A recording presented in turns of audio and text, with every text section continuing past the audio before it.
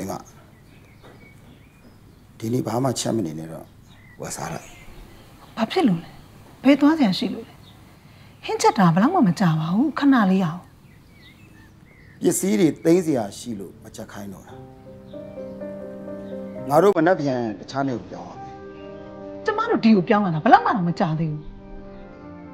အိမ်မှာသာသိမ်းစရာရှိတဲ့ပစ္စည်းတွေနိုင်တော့သိမ်းပြီးထုတ်ပိုးထားလိုက်